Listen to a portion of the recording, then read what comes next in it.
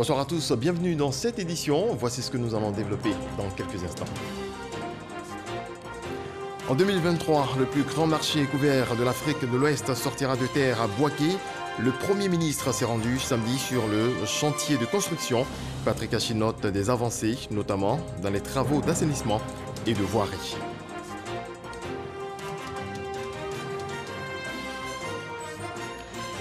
Le mouton, la bête la plus recherchée en cette période de fête de la Tabaski, est disponible en Côte d'Ivoire, ce grâce aux voisins burkinabés.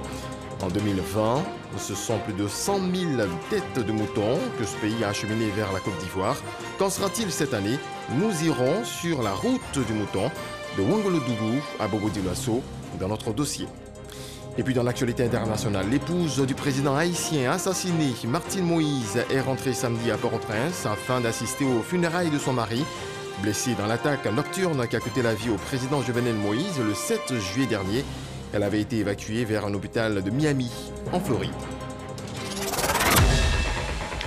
Je le disais, le Premier ministre s'imprègne de l'avancement des travaux du grand marché de Bouaké. Patrick Achi s'est rendu hier sur le chantier. Il se dit impressionné par l'avancement des travaux. Le grand marché de Bouaké sera livré en 2023. Kader Sogodogo. Patrick Achi, le Premier ministre ivoirien, est sur le chantier du grand marché de Bouaké. Le chef du gouvernement veut toucher du doigt certaines réalités. Plus d'un an après la pose de la première pierre par le président ivoirien Alassane Ouattara et français Emmanuel Macron, il était important pour le chef du gouvernement d'être sur le site. Son constat laisse entrevoir de réelles notes de satisfaction. Quand je regarde aujourd'hui, c'est extrêmement impressionnant à quel point ils ont avancé. Ils ont dit effectivement qu'ils sont à quasiment 70% pour les travaux de base, d'assainissement, de voirie, de drainage des eaux. Et que maintenant va démarrer la partie qui a été confiée à une autre entreprise, qui sont les bâtis, pour achever cet ouvrage-là, normalement en juillet 2023. On espère qu'ils pourront le faire un peu avant. En tout cas, ils ont dit que ce n'est pas exclu. Et ça sera, comme vous le savez, le plus grand marché couvert de l'Afrique de l'Ouest. C'est donc non seulement une fierté pour le pays et pour Bouaké, mais c'est surtout, à cet instant-là, à tous ces milliers, ces dizaines de milliers de personnes, hommes, femmes, qui vivent autour de cette activité du marché, qui approvisionnent, qui alimentent, qui vendent, et donc ça va changer totalement les conditions de vie. Ce marché est financé par l'Agence française de développement à près de 40 milliards de francs CFA. L'ambassadeur de France en Côte d'Ivoire est présent aux côtés du Premier ministre pour la visite. Mais c'est que les choses avancent. C'est du concret. Les projets sont lancés et ils se réalisent. Ils avancent. La semaine dernière, avec le Premier ministre, nous étions à Yamoussoukro et le Premier ministre a inauguré une nouvelle école judiciaire dont la première pierre a été posée il y a quelques années. Et voilà, l'école, elle est là. 2 mois auparavant, le Premier ministre a inauguré l'Académie internationale de lutte contre le terrorisme. Même chose, première pierre posée il y a 2 ou 3 ans, et 3 ans après, ça y est, c'est là. Et c'est la même chose à Bouaké, on voit ce marché et on voit que les travaux avancent. Et autre message qui est important, c'est que la Côte d'Ivoire, c'est pas que Abidjan. C'est Bouaké, c'est l'extrême nord, c'est partout, c'est Odiéné. Et ça, c'est important, de penser à la Côte d'Ivoire de manière globale, de penser au développement de manière globale sur l'ensemble du territoire. Le grand marché de Bouaké est bâti sur une superficie de 9 hectares.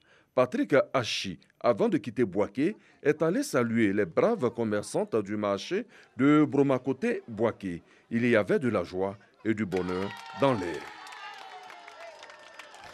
Autre volet de l'actualité, le Dimanche Magazine de ce jour a tourné autour de la cherté de la vie, notamment l'augmentation des prix sur les marchés. Herman Guivet a échangé avec, à ce propos, Kwazan Kablan. Il est le directeur général du commerce intérieur au ministère du Commerce et de l'Industrie. Voici un extrait.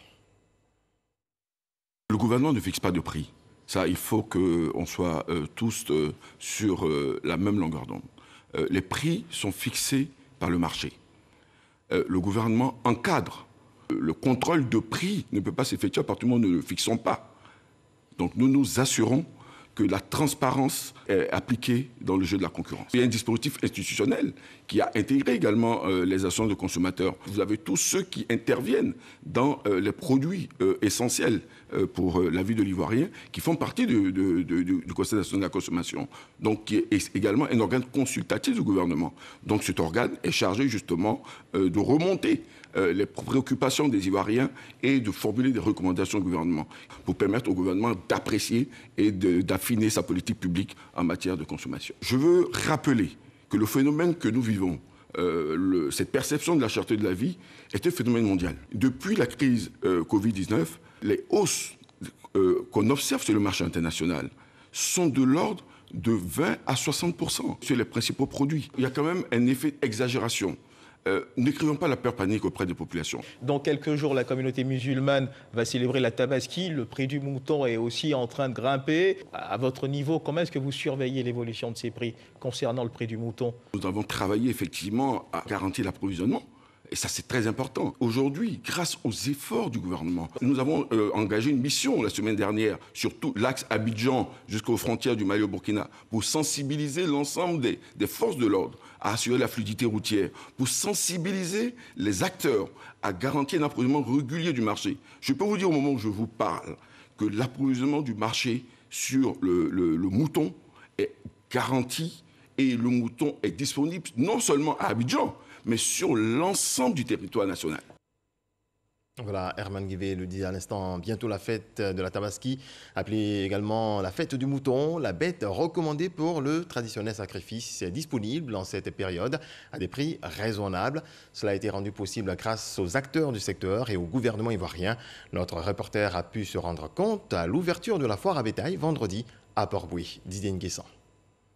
Approvisionner le marché en quantité suffisante de bétail, mais aussi garantir des prix accessibles pour les ménages. Voici l'enjeu de cette foire à bétail, initiée par la Confédération générale des fédérations nationales de la filière bétail-viande d'Afrique de l'Ouest. Au niveau du district d'Abidjan, il y a un comité qui est bien, il y avait des communications, il y a eu beaucoup d'orientations, il y a eu des déplacements jusqu'à aller au Burkina, au Mali, et pour aller donner confiance aux gens, que les gens peuvent venir et vendre les animaux et puis retourner sans problème. Et cela a fait, je crois que le message est bien reçu. Et on était un peu inquiets, mais même vous voyez aujourd'hui que les moutons sont venus. Toute la population peut se déplacer pour venir s'approvisionner soit sur le marché terminal à Port-Bouilly, soit sur les marchés annexes à Djamé, à Tekoubé, Port-Bouilly et à Yopougon. Donc tous les marchés sont fournis aujourd'hui. Sur un objectif de 120 000 têtes de petits ruminants, 110 000 sont actuellement disponibles. De même, 12 000 bœufs sur 20 000 sont dans les enclos. Ce taux de 120 000 têtes de bétail sera atteint, ce qui, dans le principe de la loi de l'offre et de la demande, permettrait de maintenir relativement abordable le prix du bélier aux populations qui voudraient en acquérir dans cette période. Les marchands de l'abattoir ont offert plusieurs béliers aux membres du gouvernement et au président de la République. Et pour son approvisionnement en bétail, la Côte d'Ivoire peut compter sur un partenaire sûr, le Burkina Faso, je le disais en titre. À l'approche donc de cette fête, les camions se succèdent depuis le pays des hommes intègres. C'est le constat de notre reporter Kader Sogodogo qui nous conduit sur la route du mouton de Bobo-Dioulasso à Abidjan en passant par Ouangolodougou. Suivant. Poste de douane de Ouangolodougou.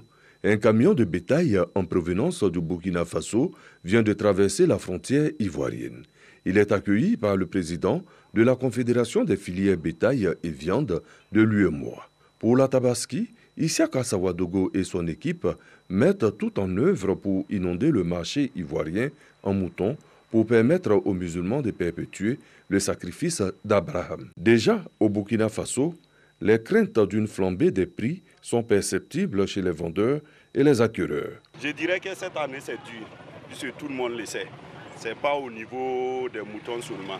Bon, je l'ai eu à 130 000. Avant, tu vas sur le terrain, tu peux acheter à la personne à un bon prix, le plus bas. Mais aujourd'hui, là, maintenant, ces gens-là, ils ne sont plus là. Je peux donner ça à 260 000, souvent 250 000. Les prix là, ce n'est pas même chose. Chaque mouton a son prix. En 2020, pour la Tabaski, le Burkina Faso a exporté plus de 100 000 têtes de moutons vers la Côte d'Ivoire. Sur les marchés de ce pays ami, Les acteurs de la filière se battent pour privilégier la destination Côte d'Ivoire. Ici, c'est un quartier de Boubou qu'on appelle Médina Kouras, secteur numéro 2. Voilà, c'est à partir d'ici qu'on fait des chargements de moutons. Donc ça veut dire qu'on peut charger 8 à 10 camions par jour. Nous, notre chargement, si c'est au niveau des moutons, là, actuellement, on fait 100% sur Côte d'Ivoire. Le Ghana, qui fait frontière avec le Burkina Faso, se ravitaille également dans le pays. Si on arrive à la frontière, si on achète, on part au Ghana. Ça marche un peu. En Côte d'Ivoire, c'est un peu facile, mais c'est un peu difficile. Le Ghana, ça nous fait du bien. Une chose est claire, de nombreux camions ont amorcé la traversée vers la Côte d'Ivoire. La fluidité est aussi une réalité. Présentement, en tout cas, il n'y a pas de problème. Ils ont arrangé la route c'est propre. Bon, les corridors aussi, il n'y a pas de problème. On circule facilement. Le coût du mouton sera lié au choix que chaque acquéreur fera. Quand on parle de la cherté des moutons, je vous ai dit que ça dépend des qualités. Ça là, quand tu les regardes là, toi-même quand tu regardes, ça fait coûter combien? Dis-moi. 300 000. Ah bon. Or, il y a des moutons de 100 000, il y a 120 000. Mais si tu veux un mouton de 300 000, voilà. Les autorités gouvernementales sont regardantes. Des rencontres sont initiées pour lutter contre la cherté sur le marché. Des missions de terrain pour s'imprégner de la réalité sont initiées. C'est le cas ici au marché de bétail de Boaké. Ces moutons sont venus du Burkina Faso. Les coûts doivent être accessibles. En termes d'approvisionnement, est-ce qu'il y a suffisamment de moutons? Chaque jour, on peut avoir 10 camions, 20 camions, 15 camions chaque jour. Et dans chaque camion, il y a combien de moutons à peu près? Bon, chaque camion avait à peu près 300 têtes dedans. Au niveau des prix, ça va de 80 000 francs, 90 000, 100 000, voilà, 120 000. Donc il y a tous les prix quasiment. Il y a tous les prix. Même il y a pour 50 000, il y a pour 40 000, il y a tout dedans. Il y a des moutons de 40 000 aussi. Donc si moi je veux un mouton de 40 000, je peux acheter mon mouton de 40 000. Même dessus de la peut te donner. D'accord. On est venu vous rencontrer les éleveurs déjà pour vous dire merci pour le travail que vous faites, pour permettre à la population de pouvoir avoir accès aux moutons, mais pour vous dire aussi que la fête de la Tabaski doit être une fête de la solidarité. Vous devez être solidaire des populations, solidaire des Ivoiriens, en leur permettant d'avoir accès aux moutons à un prix abordable. Il faut que la fête soit gagnante pour tout le monde. Les raisons pour la baisse des prix sont réunies. Le ministre des Transports fait en sorte que nous ayons les moyens pour pouvoir travailler et faire en sorte que la traversée des couloirs économiques qui permettent l'entrée du bétail sur notre territoire jusqu'au marché d'approvisionnement puisse vraiment être dégagée. Et c'est cette mission-là que nous avons entamée depuis quelques jours. Nos équipes iront jusqu'aux frontières justement pour faire en sorte que la traversée de la frontière et le parcours tout le long du corridor Abidjan-Wangolo, Abidjan-Ouagadougou soit vraiment fluide en ce qui concerne la portion ivoirienne. Pour réussir la Tabaski 2021, acteurs de la filière bétail, commerçants, responsables de la fluidité routière et Conseil national de lutte contre la vie chère ont signé un pacte, celui de dire non à des augmentations abusives. Je vous fais à présent lecture de ce communiqué émanant du ministère des Transports. En cette période de trafic dense lié à la fête de la Tabaski, marquée également par la saison des pluies, le ministre des Transports exhorte les transporteurs, les conducteurs et l'ensemble des usagers de la voie publique et l'ensemble des usagers, je le disais, à faire preuve de la plus grande prudence sur la route. Il appelle les automobilistes à éviter l'excès de vitesse, le dépassement et stationnement dangereux, les surcharges, l'alcool et le téléphone au volant.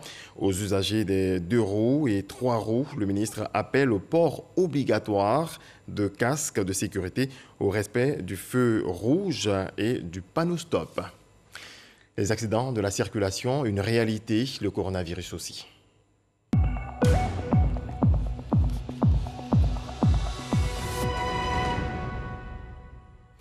Je vous fais rapidement le point de la situation de la pandémie à coronavirus en Côte d'Ivoire. Le ministère de la Santé, de l'Hygiène publique et de la couverture maladie universelle a enregistré ce dimanche 18 juillet 2021 71 nouveaux cas de Covid-19 sur 2600 échantillons prélevés, soit 2,7% de cas positifs, 40 guéris et 0 décès. À la date du 18 juillet 2021, la Côte d'Ivoire compte donc 49 196 cas confirmés, dont 48 400 245 personnes guéries, 320 décès et 431 cas actifs. Le nombre total d'échantillons est de 751 373. Le 17 juillet, 4 384 doses de vaccins ont été administrées. L'administration ivoirienne au premier rang sur 100 entreprises publiques et privées qui ont été évaluées. Critères, la performance, qualité de ces services. La 4e édition du prix Qualitas Day s'est déroulée autour du thème « La transformation numérique au service de la démarche qualité ». Bintou Pekele, Alexis Ouetraogo. La Direction générale du Trésor et de la comptabilité publique rafle les premiers prix des 8 meilleures entreprises à la 4e édition du prix Qualité Performance Côte d'Ivoire 2021 du Qualitas Day. Assaoré Jacques Conan, directeur général du Trésor absent, est le lauréat du Grand Prix de l'année. Il succède ainsi à Jean-Louis Moulot, directeur général de la Sodexam, lauréat 2020, distingué cette année dans la catégorie Excellence opérationnelle. Catégorie de distinction dans laquelle se retrouve la Direction générale des marchés publics qui remporte également le prix spécial de l'ambassadeur d'Israël. À l'endroit du ministre du Budget et du portefeuille de l'État, c'est un sentiment de reconnaissance parce que c'est le ministre qui a bien voulu initier cette politique qualité au regard des enjeux que constituent les marchés publics. Mais c'est également un défi énorme. C'est un appel à faire davantage. Donc nous voyons dans cette distinction une forme d'encouragement à poursuivre dans notre démarche de réforme de cette importante société et à toujours hisser plus haut le drapeau de la Sodexam, tant en Côte d'Ivoire que dans la sous-région. Ce sont 100 entreprises publiques et privées qui ont postulé pour ce prix. 4 personnes physiques ayant contribué à la promotion de la qualité ont aussi été distinguées. 125 points sur 200 étaient demandés aux entreprises postulantes avec des critères détenus par un jury composé de 5 personnes, dont 3 qualiticiens. Le premier critère, c'est d'être certifié à l'une des normes internationales. Ce qui sous-entend que vous avez un système qui a été mis en place, qui est déployé, qui fonctionne et qui a été au moins évalué une fois par un certificateur. Ensuite viennent les autres critères. Les autres critères liés au leadership, les autres critères liés à la gestion des ressources humaines, à la gestion des infrastructures. Pour Adama Koulibaly, directeur général du Conseil Coton Anarcade, par ailleurs parrain de cette édition, la qualité doit être intégrée à tous les niveaux de la société. Nous sommes fondamentalement en fusion avec cette démarche parce qu'elle est importante et elle doit être intégrée tous les jours dans nos actes. La journée support du prix Qualité Performance Côte d'Ivoire 2021 a été l'occasion pour ces chefs d'entreprise et dirigeants d'institutions de réfléchir sur la transformation numérique au service de la démarche qualité. Tout autre chose à présent, le ministre-gouverneur du district autonome du Bassa-Centra rencontre les élus cadres et les populations des 3 régions de sa localité. Philippe Légré a échangé jeudi avec ceux de la région de San Pedro, avec à leur tête le ministre Félix Anoblé. Ahmed Traoré, Dangui. À l'occasion de cette rencontre, les populations de la région de Boclé, de la Nawa et de San Pedro ont plaidé pour le redécollage et la renaissance de leur région qui jadis rayonnait économiquement et socialement. Selon le ministre-gouverneur Philippe Légré, ce rendez-vous a pour objectif d'exhorter les populations du district autonome du Bassa-Centra à travailler main dans la main pour le développement de la région. Cet outil de développement n'est pas en compétition avec les autres, c'est-à-dire avec le conseil régional et avec la mairie. Bien au contraire, les entités sont complémentaires et elles sont donc appelées à faire en sorte que l'action du gouvernement arrive effectivement à la population, à travailler en synergie et en parfaite harmonie, chacune jouant son rôle. Dans la continuité de ces rencontres avec les élus, cadres et ressortissants des 3 régions du district autonome du Bassa-Centra, le ministre-gouverneur a échangé également avec ceux de la région de San Pedro, avec à leur tête Félix Anoblé, député maire de la dite localité. Nous ne pouvons, à côté du gouverneur, qu'appeler les cadres de notre région à l'union pour travailler ensemble et répondre aux défis de développement qui sont posés face à nous. Nous ne devons pas passer tout notre temps à faire que de la politique, à chercher que le positionnement des leaders. À un moment donné, il faut pouvoir arrêter et regarder comment ensemble nous faisons avancer la Côte d'Ivoire. Nous sommes des soldats, nous serons à la disposition des ministres, gouverneurs, partout où il nous amènera, nous serons prêts à aller. Selon Philippe Légré, un séminaire éclaté sera organisé les jours à venir. Au cours de ces rencontres, il s'agira de recueillir les préoccupations des populations afin de les traiter. On en vient à l'anniversaire du décès de l'ex-premier ministre Amadou Gon Coulibaly. Des mouvements de soutien ont organisé un meeting d'hommage. La rencontre a vu la participation des ministres Touré Mamadou et Amadou Coulibaly. Walter Amadou Ouattara. Ce jour du souvenir a mobilisé plusieurs centaines de jeunes au Palais de la Culture de Treichville. Ils sont venus honorer la mémoire de l'ex-premier ministre Amadou Gon Coulibaly décédé le 8 juillet 2020. Moment de reconnaissance à l'illustre disparu en présence des ministres Mamadou Touré, Amadou Coulibaly, de plusieurs députés et ainsi que des conseillers techniques du président de la République et du Premier ministre. Tous ont salué les initiateurs pour cet hommage et les ont encouragés à soutenir les actions du président de la République, Alassane Ouattara. Donc 1 an, nous sommes venus ici avec tous les jeunes de Côte d'Ivoire témoigner à Amadou Gon notre reconnaissance, pour dire que c'est quelqu'un qui nous a marqué à jamais et qui a marqué toute sa génération. De là où il est aujourd'hui, le seul vœu le plus cher pour Amadou Gon réussir sa mission et de faire en sorte que pendant les 5 années à venir, rien ne puisse contrarier la mission du président de la République. La Côte d'Ivoire se souvient d'Amadou Gon et il était bon de terminer par la jeunesse pour laquelle il s'est toujours battu, jeunesse en qui il a toujours fondé un espoir. Youssouf Diagabaté, président d'Action Prado, initiateur de la cérémonie, a rappelé que l'esprit du défunt Premier ministre Amadou Gon Coulibaly demeure dans leur cœur. Moi, je ne veux pas le Premier ministre Amadou Gon, je ne dormais pas. Je dormais encore en famille. Grâce au Premier ministre Amadou Gon Coulibaly, aujourd'hui, mon petit frère Thomas Saya, que je salue, aujourd'hui, pour aussi les cadres de Boudou, grâce à Amadou Gon Coulibaly, nous aussi on est ici là. Tous les jeunes d'un mouvement de soutien entendent perpétuer l'œuvre d'Amadou Gon Coulibaly. Il est dans le sacerdoce depuis 50 ans. L'archevêque Jean-Pierre Cardinal Coutois a été célébré ce samedi à la cathédrale Saint-Paul d'Abidjan-Plateau. Évoquant son bilan, le cardinal fait mention de la fidélité de Dieu. À cette cérémonie, le ministre des Sports, Paulin-Claude Danho, a représenté le président de la République, Alassane Ouattara. Grâce Kando.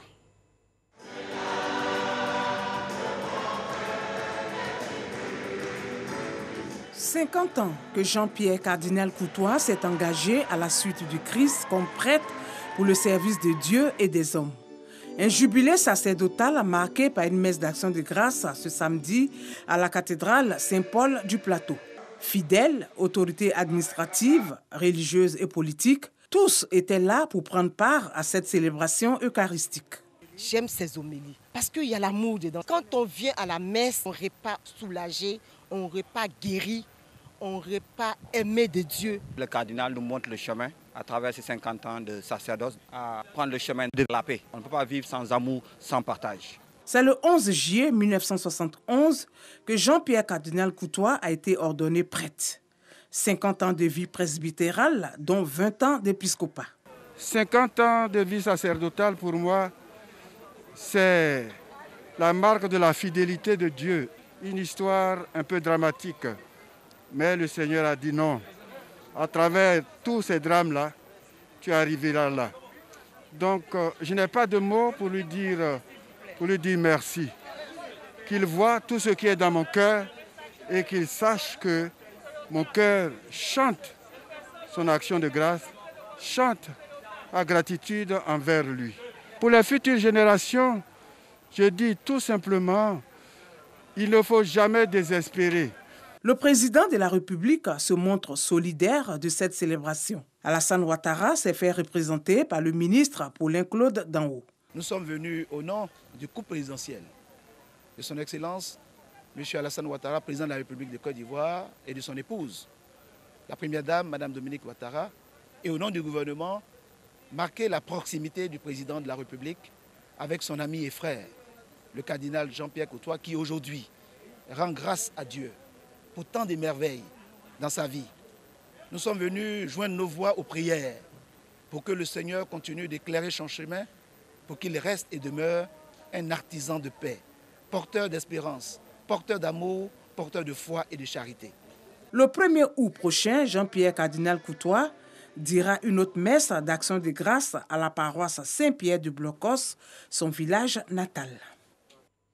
Et dans l'actualité internationale, Martine Moïse, l'épouse du président assassiné Jovenel Moïse, a rejoint Haïti samedi afin de préparer les funérailles de son mari prévues le 24 juillet prochain. La première dame avait été blessée dans l'attaque qui a été fatale à son mari. Arrivée à bord d'un avion privé, elle est descendue de l'appareil entourée de gardes du corps, le bras en écharpe, gilet pare-balles. Sur ses vêtements noirs, Martine Moïse, 47 ans, a été accueillie par le Premier ministre par intérim, Claude Joseph. Celui-ci a promis de rendre justice à son époux, dont la mort a aggravé le chaos dans ce pays des Antilles, gangréné par la violence et la misère. Et puisque nous avons les pieds à l'extérieur, on part pour le tour du monde de l'actualité de la semaine, le 7 sur 7 avec Alexis Ouedraogo.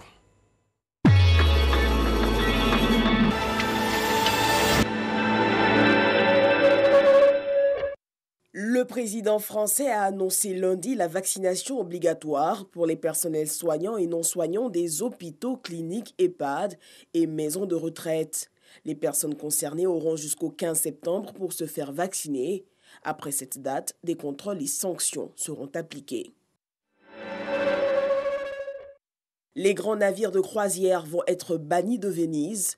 Accusés de mettre en péril le centre historique classé au patrimoine de l'UNESCO, ils ne devraient plus circuler à partir du 1er août, a annoncé mardi le gouvernement italien. Des pluies diluviennes et inondations ont frappé mercredi plusieurs pays européens, notamment l'Allemagne et la Belgique, où les crues ont provoqué une catastrophe sans précédent depuis plus de 2 décennies. Le bilan des inondations dépasse les 160 morts. Les Pays-Bas, le Luxembourg ou encore la Suisse enregistrent aussi de nombreux dégâts. Le Rwanda a annoncé jeudi le confinement de la capitale Kigali ainsi que 8 autres districts dans le pays. À partir de samedi et ce jusqu'au 26 juillet pour endiguer l'explosion de la Covid-19, les transports publics seront arrêtés, les bureaux des entreprises et administrations fermés, ainsi que les écoles. Un ancien responsable du ministère de la Justice haïtienne, Joseph Félix Badio, pourrait avoir ordonné l'assassinat du président Jovenel Moïse, selon le chef de la police colombienne. L'ancien président haïtien a été abattu par un commando le 7 juillet dans sa résidence près de Port-au-Prince. Les forces armées au Mali ont annoncé l'enlèvement de 3 Chinois et 2 Mauritaniens travaillant pour des entreprises de construction dans la région du Sahel. L'attaque s'est produite sur un site de travaux à quelques 55 km de la ville de Kouala, dans le sud-ouest du pays. L'identité et l'origine des assaillants n'a pas été indiquée. Les organisateurs des Jeux olympiques de Tokyo ont annoncé 3 sportifs testés positifs à la Covid-19 ce dimanche, dont 2 cas enregistrés parmi les résidents du village olympique. Depuis l'arrivée des délégations pour les Jeux, ce sont 4 sportifs qui ont été testés positifs. Le bilan des tests effectués sur les sportifs encadrants et officiels accrédités pour les Jeux sera quotidiennement communiqué.